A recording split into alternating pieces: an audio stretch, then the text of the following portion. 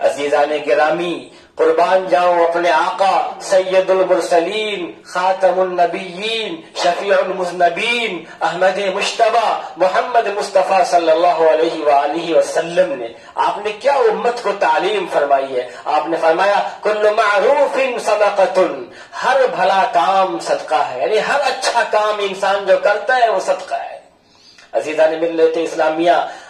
میرے ذہن میں ایک بات آئی کہ اگر انسان اپنے گھر کے باہر، اگر اس کا گھر سڑک کے قریب میں ہے، گھر کے باہر اگر ایک بلب لگا دیتا ہے، لائٹ لگا دیتا ہے، اور اگر اللہ نے انورٹر دیا ہے تو انورٹر سے کنیکشن کر دیتا ہے، تو جو بھی گزرنے والا وہاں سے گزرے گا، چاہے وہ مسلمان ہو، چاہے وہ ہندو ہو، چاہے وہ سکھ ہو یا عیسائی ہو، جس مذہب کا بھی ماننے والا ہو، جو بھی گزرنے والا گزرے گا اسے آرام ملے گا، وہ تکلیف دہ چیزوں سے بچ جائے گا۔ تو یہ کام کرنا بھی ہمارے لیے باعث اجر و ثواب ہے، اور بہت بڑا ثواب ہے، یہ صدقے کا ثواب ہے، اور جب تک لوگ اس سے فائدہ اٹھاتے رہیں گے صدقہ جاریہ کا ثواب ملتا رہے گا۔ قربان جاؤ اپنے آقا پہ کہ اللہ کے نبی نے ہر چیز کی طرف رہنمائی فرمائی اور فرمایا کل معروف صدقۃ، کہ ہر بھلا کام صدقہ ہے، یہاں تک کہ انسان راستے سے تکلیف دہ چیز کو ہٹا دیتا ہے وہ بھی صدقہ ہے،